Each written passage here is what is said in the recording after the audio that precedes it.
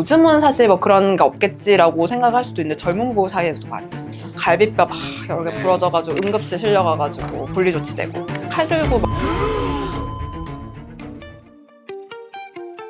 안녕하세요. 안녕하십니까? 네, 법무법인 테헤란의 기린영 변호사. 황동우 변호사입니다. 오늘은 이스캠 10기, 그 머선 부부하고 11기 전략 부부, 이 새로운 부부들에 대한 리뷰를 해보고자 합니다. 변호사님 좀 재밌게 보셨나요? 저는 너무 심각해서 사실은 그렇게 재밌게는 못 보았거든요. 저는 그 앞에 부부들을 그동안 보고 과연 이제 저들을 능가하는 부부가 나올 것인가 하다가 지금 또 새로운 부부들이 네. 나와가지고 정말 끊임없는 그 사례들이 있구나 생각을 했어요. 제가 느끼기에는 남편분이 조금 어리신 편이라고 느꼈어요. 생각도 그렇고 행동도 그렇고 부정행위가 껴있는데 돌이킬 수가 없다라고 저는 생각을 하면서 봤었거든요. 유체이탈화법이라고 하나요? 그런 느낌을 많이 받았고, 이혼을 고민하시는 분들 중에 사실 외도 사유가 제일 많은 네. 이혼 원인 중에 하나긴 해서 어떤 외도가 뭐 어디까지 뭐 법원에서 인정되는지 그래서 좀 이 부분에 대해서 좀 할 말이 좀 많았던 것 같아요. 예를 들면은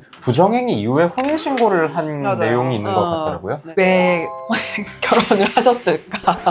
결혼 전에 사실 그런 네. 중대한 사유를 맞습니다. 알았으면 혼인신고를 안 해서 고통을 안 받는 방법이 있었는데 이미 결혼 전에 신뢰가 다 깨진 상태로 결혼을 하다 보니까 그거에 대한 이제 여파가 혼인 생활 중에도 계속 이제 좀 미치는 것 같고 과연 진짜로 결혼 기간 중에는 외도가 없었을 것인가? 그게 보통 반복되는 경우가 워낙 많아가지고 그래서 이혼 상담 받으러 오시는 분들 중에 결혼 한 30년 부부예요. 근데 신혼 초에 외도했었다. 그게 나는 계속 마음의 응어리로 남아서 계속 남편을 못 먹겠고 계속 싸우니까 이혼하겠다. 30년 만에 이렇게 하시는 분도 있는데 사실 안 되죠. 외도를 언제 알았고 안날로부터 법원에서 허용하는 그 제척 기간 안에 소재기를 하느냐 이것도 사실 좀 중요한 부분이긴 맞습니다. 해서 사실 저는 외도 알았으면 그냥 바로 이혼을 하는 게 낫다. 네. 저는 외도는 용납할 수 없고 반복한다. 의외로 외도를 용서하시는 아, 분들이 맞아요. 정말 많아서 이미 용서를 하셨다고 봐야 그쵸? 될까요, 이게? 결혼을 네. 하시기 전에 일단 네. 큰 사건이 있었는데 네. 결혼을 올렸으니 그거는 용서해주고 문제 삼지 않고 너와 혼인을 하겠다라는 의사로 결혼을 한 거라고 봐서 결혼 전에 외도를 가지고 이혼 사유를 삼을 수는 없는 거죠. 확실히 아내분께서 이혼 소송한다면 1호 사유와 6호 사유를 동시에 주장하실 것 같은데 시도 때도 없이 부부관계를 요구한다는 건 확실히 정말 심할 경우라면은 기타 혼인을 지속하기 어려운 중대한 사유로서 6호 사유에 해당이 되긴 하거든요. 근데 이 부분은 아내분이 이혼 안 하실 것 같아요. 저도 그렇게 아내분이 얘기는 남편을 했습니다. 너무 사랑하셔. 좀 그러고 불쌍한 이 사람을 내가 구원을 해줘야겠다. 구원자 컴플렉스예요. 약간 실제로 그런 여성분들이 좀 많아서 뭐 가정폭력 피해를 받거나 뭐 외도를 했는데도 이 불쌍한 사람이 나 없으면 어떻게 살까 이러면서 이혼을 안 하시더라고요. 그래서 저는 이 부분 보면서 그냥 아내분이 너무 사랑하셔가지고 안 놓으실 것 같다. 네. 그렇게 생각을 했어요. 한 달 식비 300만 원 대식가연. 저도 상당히 대식을 하는 편인데 식비 300만 원이 나오려면 뭘 먹어야 될지 남편분이 처음에 이렇게 투잡을 하시는 네. 게 처음에는 너무 열심히 살고 성실한 남편이었다 그냥 결국 그게 본인의 식비를 이제 대기 위한 방편으로서 투잡을 한 거여서 이 정도는 뭐 당연히 해야 되는 거 아니냐. 네. 배달 아르바이트가 실제로 많이 힘들고 해서 근데 아내분이 다 태워다 주고 네, 맞습니다. 거의 공동 배달에서 공동 배달 태워다 주고 태워오고 남편분 계단 올라갔다 다시 내려오고. 근데 이 음식을 통제하면 사실 서럽긴 서럽거든요. 줄이긴 좀 어렵지만 네. 투잡에 불만을 가져서는 안 될 것 같더라.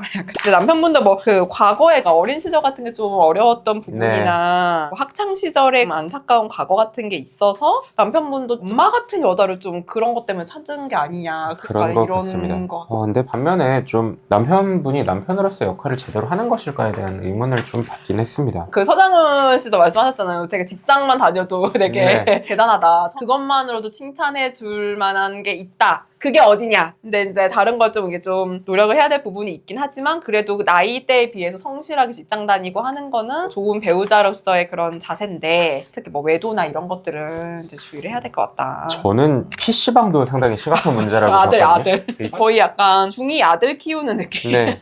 그리고 실제로 게임의 현질을 뭐 20만 원씩 한다고 하셨던 것 같은데 게임 현질이 문제가 돼서 그걸로 갈등이 시작됐다고 하시는 부부들도 정말 많이 봤거든요. 수입에 비교해서 게임에 어느 정도 현질을 하는 게 뭐 용돈 범위 내라면 허용 범위겠지만 그런 걸 벗어난다면 문제가 있지 않을까라는 생각을 했습니다.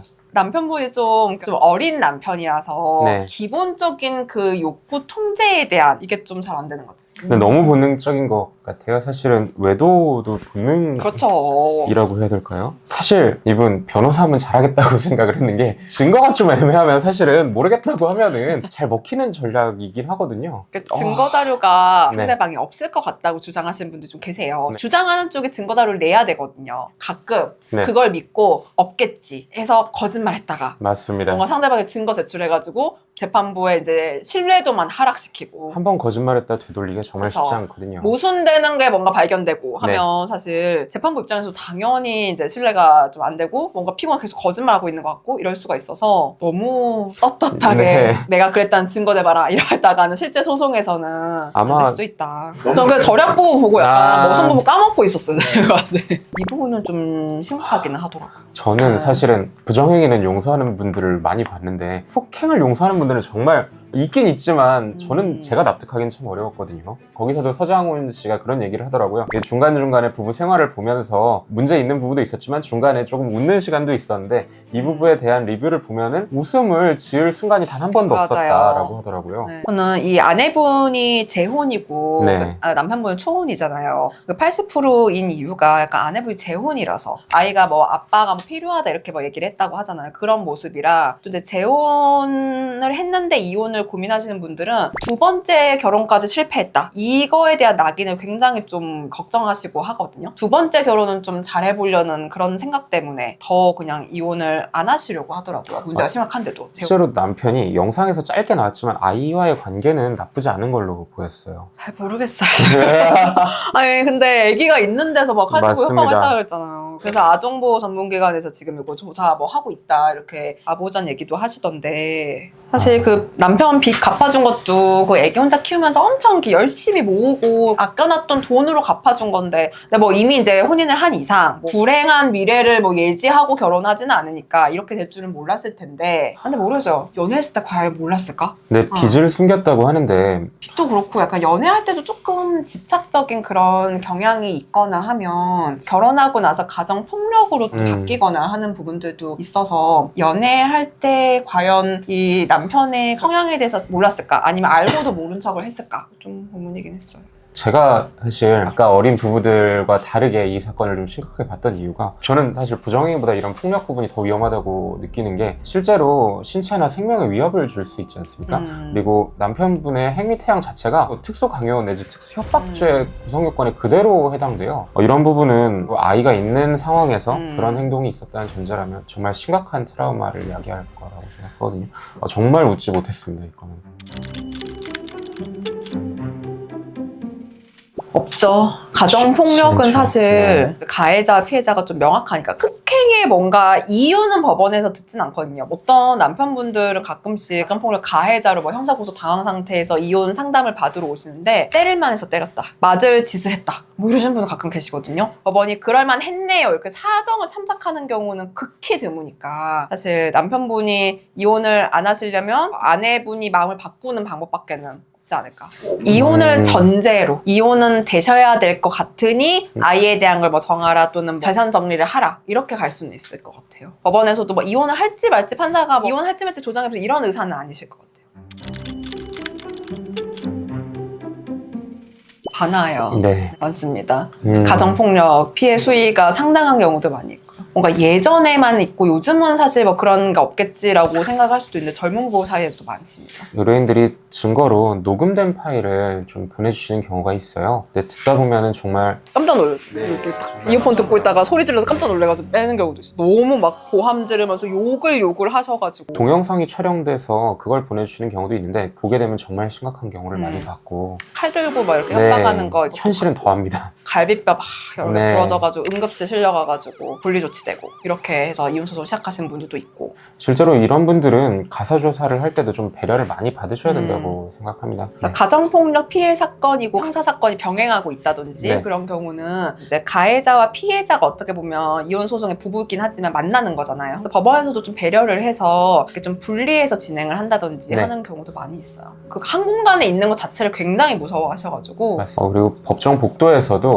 마주치면 정말 덜덜덜 떠시는 맞아. 의뢰인들이 있더라고요. 그 복도에서 잠깐 그 당사자 이렇게 출석해가지고 복도 저 끝에 앉아있는데도 저 멀리서 보고 남편인 것 같다고 저쪽 네, 못 가겠다고 맞습니다. 하시는 분들도 많이 계세요. 사실 빚도 재산분할 대상이 되다 보니까 제 남편분이 뭐 직장 생활을 하긴 하다가 네. 벌어서 내가 갚을 수 있겠지라고 생각을 했을 수도 있겠는데 뭐 어쨌든 결과적으로는 아내분이 다 갚아주셨고 네. 근데 이미 갚아주셔버렸으니까 이게 사실 안 갚았으면 그대로 가지고 있는 채무라고 하면 이혼하면서 이 대출이 언제 생성된 건지 네. 어떤 목적으로 이거 대출 받아 썼는지 이런 거에 따라서 분할을 안 받을 수도 있는 거거든요, 아내분이. 실제로 부부 공동재산에서 어떤 명의가 됐든 그 공동재산으로 포함을 해서 분할을 하는 게 원칙인데 입증 책임이 그 빚이 부부 공동생활을 위해서 생성된 것이다 라고 주장하는 쪽에게 책임이 있어요. 그러다 보니까 남편 쪽에서 입증을 한다면 그 나머지 빚도 재산분할 대상으로 포함되지 않을까 싶고 혼인 전에 생성된 빚이라든지 아니면 정말 부부 생활과 무관하게 뭐 예를 들면 코인 투자를 하다 실패하신 경우도 있을 수 있잖아요. 채무도 약간 반복이더라고요. 한 번 발각되면 바로 그걸로 이혼하시는 분들은 사실 없어요. 뭐 외도도 아니고. 채무가 생기면 빌리든 모아둔 거 막 적금 해약해든 해서 한 번 갚아주는데 보통 그게 한 번에 안 끝나고 몇 년 뒤에 또 생기고 아내가 뭐라고 하니까 이제 1금융권 안 하고 3금융권 어디서 받아오고 약간 이렇게 돼버리니까 채무도 약간 좀 중독처럼 맞습니다. 자꾸 뭐가 드러나더라고요, 채무. 사실 부부가 경제 공동체인데 맞아요. 단독으로 일방적으로 상의를 좀 결정을 하는 하셔야 거는 좀 되는데. 적절하지 않은 것 같고 물론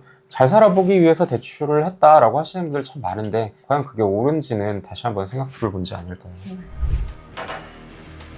우선은 머슴 부부에 대해서는 이혼을 할 줄 알았는데 이혼을 안 하시더라고요. 물론 실제로 그런 경우 정말 많기도 하고 한데 그 남편분이 좀 더 정신적으로 성숙해지시면 또 회복이 돼서 좋은 부부로 살아갈 수 있진 않을까라는 생각을 하긴 했습니다. 머슴 부부는 사실 이제 뭐 외도 문제에 대한 걸 이제 어느 정도 본인이 이제 솔직하게 얘기하고 재발 방지를 위해서 노력을 하느냐. 그 문제일 것 같아서 혼인 관계가 유지가 되실 것 같다. 아직 그 아내분이 너무 사랑하신다. 이렇게 생각했습니다. 절약 부부 같은 경우는 이혼을 전제로 좀 논의를 해보는 게 좋지 않을까라고 느꼈습니다.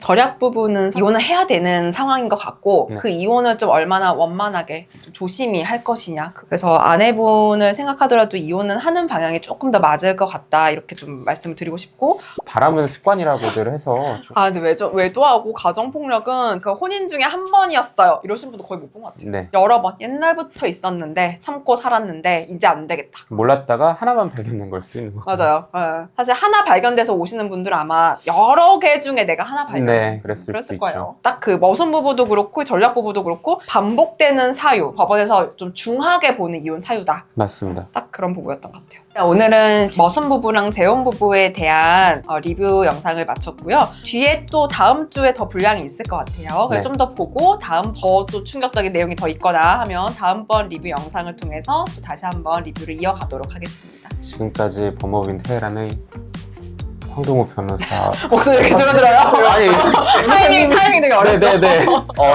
네 지금까지 법무법인 테헤란의 기린양 변호사 황동우 변호사였습니다. 감사합니다. 눈치껏 타이밍 네, 선택을.